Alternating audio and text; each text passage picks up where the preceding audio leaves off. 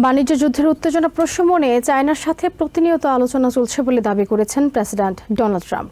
শুক্রবার পোপ ফ্রান্সিসের অন্ত্যেষ্টিক্রিয়ায় যোগদানের উদ্দেশ্যে রোমে যাওয়ার সময় সংবাদকর্মীদের একথা বলেন ট্রাম্প।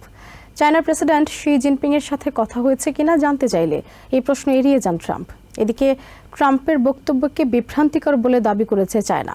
তারা বলছে, বাণিজ্য নিয়ে এই মুহূর্তে আমেরিকার সাথে কোনো ধরনের আলোচনা চলছে না।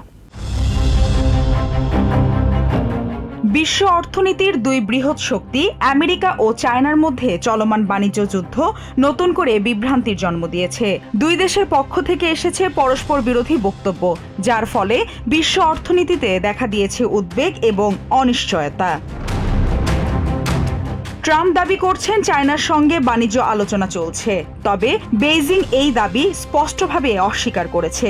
এয়ারফোর্স ওয়ানে সাংবাদিকদের মুখোমুখি হয়ে ট্রাম্প বলেন, চায়নার প্রেসিডেন্ট শি জিনপিং তাকে ফোন করেছিলেন বাণিজ্য আলোচনা নিয়ে।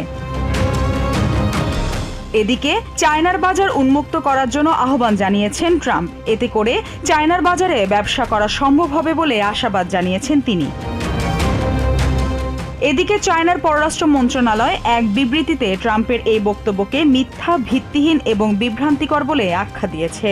ভবিষ্যতে এই ধরনের বিভ্রান্তি না ছড়াতে হুঁশিয়ারিও দিয়েছে চায়না। এদিকে টাইম ম্যাগাজিনকে দেয়া এক সাক্ষাৎকারে ট্রাম্প দাবি করেছেন তিনি এরই মধ্যে 200টি শুল্ক চুক্তি করেছেন। ট্রাম্পের প্রশাসন বিভিন্ন দেশের সঙ্গে শুল্ক ও বাণিজ্য বিষয়ক আলোচনা চালিয়ে যাচ্ছে। তিনি বলেন, বাণিজ্যিক স্বার্থ রক্ষায় ট্রাম্প প্রশাসন কঠোর অবস্থানে রয়েছে। আমেরিকা ও চায়নার ভেতরে শুল্ক নিয়ে আলোচনার বিষয়টি ঘিরে জটিলতা আর বিভ্রান্তি আরও গভীর হচ্ছে বলে মনে করছেন বিশেষজ্ঞরা। অনেকের মতে এটি ট্রাম্প প্রশাসনের জন্য একটি কৌশলগত পদক্ষেপ, যেখানে চায়নার সঙ্গে দ্বন্দ্ব চললেও অন্যান্য দেশগুলোর সঙ্গে দ্বিপাক্ষিক সমঝোতা করে এগিয়ে যাওয়ার প্রচেষ্টা নেওয়া হচ্ছে।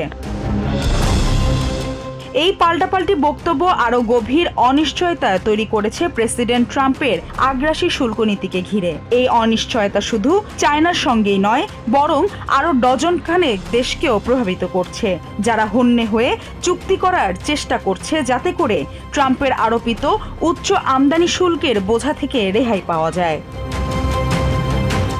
Maliha Chowdhury, TVN24 news desk.